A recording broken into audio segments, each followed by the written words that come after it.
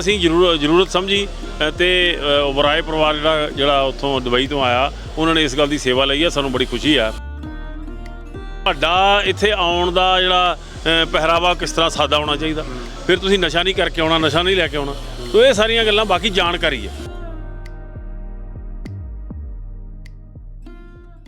सचखंड श्री हरमंदर साहब की मर्यादा ਨੂੰ ਲੈ ਕੇ बीते दिन कुछ सवाल खड़े हुए सन। कुछ संगतां इत्थे पुज्जियां सन जिन्हां ਵੱਲੋਂ कुछ मर्यादा का उल्लंघन किया गया सी, तो इस नूं लैके ये सवाल खड़े हो रहे सन कि आखिरकार मर्यादा है की।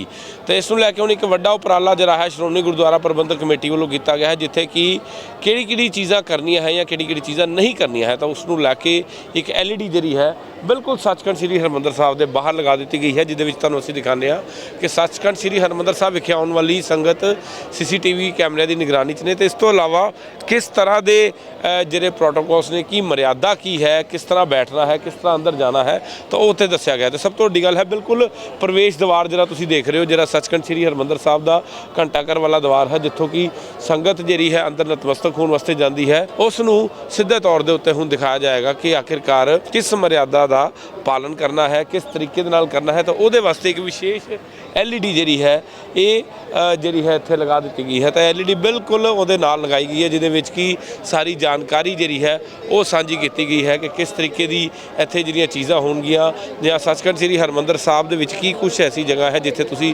विजिट कर सकते हो। तो ये LED अपने आप दे विच बहुत जिहड़ा है एक चंगा सुनेहा भी देगी। तो तुसीं वेखो कि इस वेले इत्थे इस नूं लगाया गया है, तो उदों इत्थों दी दुबई दे एक परिवार ਵੱਲੋਂ ये विशेष तौर के उत्ते भेंट की गई है। तो श्रोमणी गुरुद्वारा प्रबंधक कमेटी श्री ਅੰਮ੍ਰਿਤਸਰ ਵੱਲੋਂ श्री हरमंदर साहब विखे तुहाडा स्वागत है। तो एक पवित्र स्थान होने के नाते दर्शन इशनान करन समय दिते दिशा निर्देशों की पालना करनी जी। तो इस तरह नूं 3 लैंगुएज दे विच पंजाबी, हिंदी और अंग्रेजी दे विच इसदा रूपांतरण किया गया है। इस तो विच तुसीं देखो कि पहले सब तो पहले आंदा है अपने सिर को अच्छी तरह कपड़े से ढककर परिक्रमा में प्रवेश करे, अपने सिर नूं चंगी तरह कपड़े नाल ढक के परिक्रमा में दाखिल होवो। इसलिए संस्था वालों सारे प्रवेश द्वारां ते रुमाल का प्रबंध किया गया है। दिखावे वाले और छोटे कपड़े पहनने तो गुरेज है। तो सब तो पहली मर्यादा, क्योंकि इस कपड़िਆਂ ਨੂੰ ਲੈ ਕੇ बीते दिन ही विवाद होया सी, तो इस नूं लैके ਹੁਣ ਜਿਹੜਾ है इत्थे दिशा निर्देश जारी किए गए हैं। तो दूसरा तुसीं देखो जोड़ा घर जुराबां उतार के जोड़े घर विच जमा करवाओ, अपने हाथ ते पैर धो के अंदर जाओ। तो जूते और मोजे उतार कर जोड़ा घर में जमा करवाएं, हाथ पैर धोकर प्रवेश करे। तो इस तरह की जी कुछ चीज़ां ने वो दसिया गई ने। नाल ही नाल जिस तरह सचखंड श्री हरमंदर साहब लोग बैठते हैं, तो सेवादारां की की मर्यादा होंदी है, सेवादार नूं मर्यादा बारे जानकारी देने की सिखलाई दी गई है, जिन्होंने मुख्य जिम्मेवारी उन्होंने लागू करवाना है। तो ये सारिया चीज़ां इस वेले सचखंड श्री हरमंदर साहब के बाहर जिहड़ियां ने इत्थे कीती गई ने। तो उसकी तस्वीर तुहानूं साझी कर रहा। तुसीं देखो कि 3 लैंगुएज जिहड़ियां ने उहदे विच, इस तो इलावा तंबाकू नूं लैके बहुत सारी वीडियोज़ वायरल होंदियां ने। तो उहदे खास तौर के उत्ते इत्थे लिखिया गया है तंबाकू रहित स्थान दा सिगरट पीना ते होर जिहड़ियां तंबाकू चीज़ां आदि लैके दा उपयोग करना वर्जित है। तो इस दी चीज़ां जिहड़ियां है इत्थे साफ तौर के उत्ते स्थापित कर दी गई। तो LED तुसीं देखो कि सचखंड श्री हरमंदर साहब के बाहर है, और इस दे नाल एक पुछताछ केंद्र भी बनाया गया है। पुछताछ केंद्र का मकसद यह है कि अगर किसी व्यक्ति को किसी तरह की कोई भी इंक्वायरी है, किसी तरह की कोई चीज़ पूछना चाहता है तो पूछ सकता है। तो दूसरा दस्सिया गया है कि सचखंड श्री हरमंदर साहब एक आस्था का केंद्र है। गुरबाणी कीर्तन सरवण करो, और नाल ही नाल कहा गया है कि चुप रहो, ज़्यादा शोर मचाने की जरूरत नहीं, क्योंकि जो सिख धर्म की मर्यादा है, क्योंकि मर्यादा को लैके बहुत सारे सवाल से क्यों कुछ लोग कहते सी कि गलती है या नहीं है। तो इसनूं लैके सवाल होए थे। तुसीं देखो कि हज़ारों की तादाद सिख संगत जिहड़ी है इत्थे पहुँचती है। तो उस सिख संगत नूं या आम जिहड़ी दूजियां संगतां ने उन्हां नूं सही दिशा नहीं मिल पाती सी, जिस करके हुण जिहड़ा है ये नवेकला प्रयास किया गया है। तुसीं देखो कि बिल्कुल सचखंड श्री हरमंदर साहब के गेट के बिल्कुल बाहर जिहड़ा है, बिल्कुल गेट जिथों तुसीं प्रवेश द्वार होंदा है, तुसीं देखो कि घंटाघर वाली साइड के उत्ते इस LED नूं इत्थे लगाया गया है। तो इसनूं अज जिहड़ा है खोलिया गया है, ताकि जिहड़ा है मर्यादा नूं लैके अगर किसी भी व्यक्ति के पास कोई भी क्वेश्चन है तो इत्थों पढ़ सकता है। और सब तो वड्डी गल है कि इसनूं 3 लैंगुएज जिहड़ियां ने, मुख्य लैंगुएज जिहड़ियां ने उस दे विच लिखा गया। प्रबंधकों की इजाजत तो बगैर फोटोग्राफी वीडियोग्राफी तो मना है। तो जिस तरीके नाल कई बार कुछ रील्स भी बनाई गई सी, तो हुण है इत्थे उस चीज़ों बारे भी संपूर्ण ज्ञान जिहड़ा है इत्थे दे दिता गया है, और किसी तरह की कोई दिक्कत का सामना संगत नूं नहीं करना पएगा। तो तुसीं वेख सकते हो साडे नाल SGPC के जनरल सकत्तर गुरचरण सिंह गरेवाल जी मौजूद ने। गरेवाल साहब बहुत बीते कुछ ਘਟਨਾਵਾਂ ਹੋਈਆਂ ਸੀ ਤਾਂ ਉਸ ਨੂੰ ਲੈ ਕੇ ਹਰ ਕੋਈ ਕਹਿੰਦਾ ਸਾਨੂੰ ਪਤਾ ਨਹੀਂ ਹੈ, ਤਾਂ ਹੁਣ ਇਹਦੇ ਵਿੱਚ ਕੀ ਹੈ ਵਿਸ਼ੇਸ਼ ਜਿਹੜਾ ਕੀਤਾ ਜਾ ਰਿਹਾ? ਦੇਖੋ ਉਪਰਾਲਾ ਹੀ ਆ, ਸ਼੍ਰੋਮਣੀ ਕਮੇਟੀ ਆਪਣਾ ਬਣਦਾ ਫਰਜ਼ ਅਦਾ ਕਰਦੀ ਆ ਸੰਗਤ ਦੀ ਸਹੂਲਤ ਲਈ, ਸੰਗਤ ਦੇ ਕਹਿੰਦੇ ਹੁੰਦੇ ਆ ਜਾਣਕਾਰੀ ਲਈ ਜਿਹੜੀ ਆ ਸ਼੍ਰੋਮਣੀ ਕਮੇਟੀ, ਜਿਵੇਂ ਆ ਤੁਸੀਂ ਦੇਖ ਰਹੇ ਹੋ ਕਿ ਸਾਡਾ ਜਿਹੜਾ ਪੁੱਛਗਿੱਛ ਕੇਂਦਰ ਆ, ਪਰਲੇ ਪਾਸੇ ਇਨਫੋਰਮੇਸ਼ਨ ਸੈਂਟਰ ਆ, ਨਾਲ ਉਹਦੇ ਅਸੀਂ 5 ਗਾਈਡ ਵੀ ਲਾਏ ਨੇ। ਤੋ ਕਿਉਂਕਿ ਅਸੀਂ ਦੇਖ ਰਹੇ ਹਾਂ ਕਿ ਸੰਗਤ ਵੱਡੀ ਗਿਣਤੀ ਵਿੱਚ ਆ ਰਹੀ ਹੈ ਤੇ ਉਹ ਵੱਖ-ਵੱਖ ਭਾਸ਼ਾਵਾਂ ਵਾਲੇ ਆ ਰਹੇ ਨੇ, ਤੋ ਕਈ ਵਾਰ ਬੋਰਡ ਤਾਂ ਲੱਗੇ ਆ ਪਰ ਫਿਰ ਵੀ ਨਹੀਂ ਜਾਣਕਾਰੀ ਹੁੰਦੀ।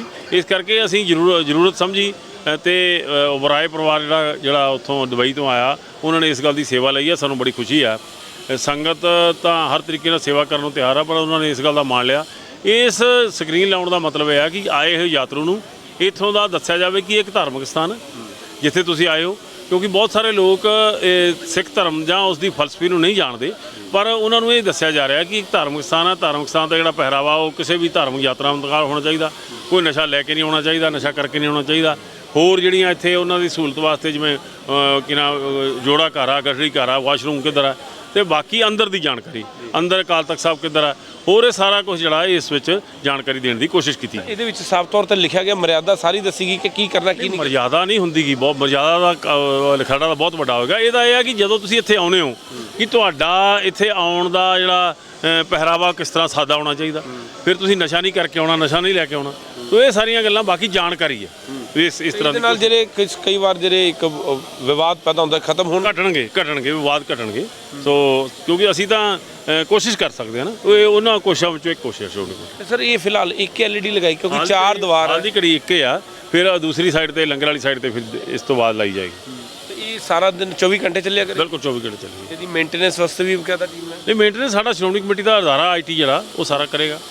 ਤੇ ਲਗਾਤਾਰ ਡਿਸਪਲੇ ਚੱਲਦੀ ਰਹੇ। ਇੱਥੇ ਸਿਰਫ ਦਿਸ਼ਾ ਨਿਰਦੇਸ਼ ਚੱਲਣਗੇ ਕਿ ਗੁਰਬਾਣੀ ਵੀ ਚੱਲੇਗੀ? ਨਹੀਂ, ਗੁਰਬਾਣੀ ਨਹੀਂ ਚੱਲੇਗੀ, ਇੱਥੇ ਸਿਰਫ ਜਾਣਕਾਰੀ ਮੁਹੱਈਆ ਕਰਾਈ ਜਾਏਗੀ। ਜਾਣਕਾਰੀ ਮੁਹੱਈਆ ਕਰਾਈ ਜਾਏਗੀ।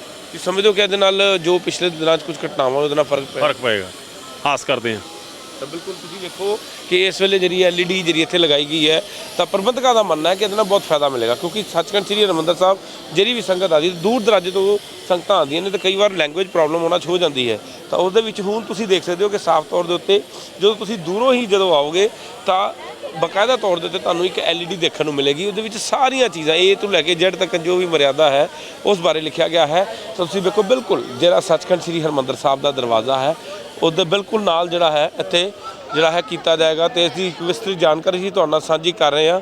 ਤੁਸੀਂ ਵੇਖੋ ਕਿ ਇੱਥੇ ਇੱਕ ਵਿਸ਼ੇਸ਼ LED ਲਗਾਈ ਗਈ ਹੈ, ਤਾਂ LED ਰਾਹੀਂ ਕੀ ਸਮਾਨ ਅੰਦਰ ਲੈ ਕੇ ਜਾਣਾ ਹੈ, ਕੀ ਸਮਾਨ ਅੰਦਰ ਨਹੀਂ ਲੈ ਕੇ ਜਾਣਾ ਹੈ, ਕਿਹੜੀ ਚੀਜ਼ਾਂ ਦਾ ਪਾਲਨ ਕਰਨਾ ਹੈ, ਕਿਹੜੀ ਚੀਜ਼ਾਂ ਦਾ ਪਾਲਨ ਨਹੀਂ ਕਰਨਾ ਹੈ, ਉਹ ਜਿਹੜੀ ਹੈ। ਜਿਸ ਤਰ੍ਹਾਂ ਕਈ ਤੌਰ 'ਤੇ ਲੋਕ ਤੰਬਾਕੂ ਲੈ ਜਾਂਦੇ ਨੇ ਤਾਂ ਉਹਦੇ 'ਤੇ ਸਾਫ਼ ਲਿਖਿਆ ਕਿ ਅੰਦਰ ਤੰਬਾਕੂ ਲੈ ਕੇ ਜਾਣਾ ਮਨਾ ਹੈ, ਕਿਸ ਤਰੀਕੇ ਨਾਲ ਬੈਠਣਾ ਹੈ, ਕਿਸ ਤਰੀਕੇ ਨਾਲ ਮਰਿਆਦਾ ਦਾ ਪਾਲਨ ਕਰਨਾ ਹੈ, ਤਾਂ ਉਹ ਸਾਰੀ ਇਸ ਦੇ ਵਿੱਚ ਇੱਕ ਵਿਸ਼ੇਸ਼ ਜਾਣਕਾਰੀ ਦਿੱਤੀ ਗਈ ਹੈ। ਤਾਂ ਹੁਣ ਪ੍ਰਬੰਧਕਾਂ ਦਾ ਮੰਨਣਾ ਹੈ ਕਿ ਇਹਦੇ ਨਾਲ ਮੰਨ ਸਕਦੇ ਆ ਕਿ ਜੋ ਬੀਤੇ ਕੁਝ ਸਮੇਂ ਦੇ ਵਿੱਚ ਘਟਨਾਵਾਂ ਵਾਪਰੀਆਂ ਸੀ ਉਹਦੇ ਵਿੱਚ ਕਮੀ ਆਏਗੀ, ਤਾਂ ਸੰਗਤ ਜਿਹੜੇ ਨਾ ਬੇਸਿਕ ਜਿਹੜੇ ਰੂਲਸ ਨੇ ਉਸ ਨੂੰ ਫੋਲੋ ਕਰੇਗੀ, ਤਾਂ ਕਿ ਭਵਿੱਖ ਵਿੱਚ ਕੋਈ ਇਸ ਤਰ੍ਹਾਂ ਦੀ ਘਟਨਾ ਨਾ ਹੋ ਵਾਪਰੇ ਜਿਹਦੇ ਨਾਲ ਕਿ ਇੱਕ ਬਹੁਤ ਵੱਡਾ ਬਵਾਲ ਵੀ ਪੈਦਾ ਹੋ ਗਿਆ ਸੀ।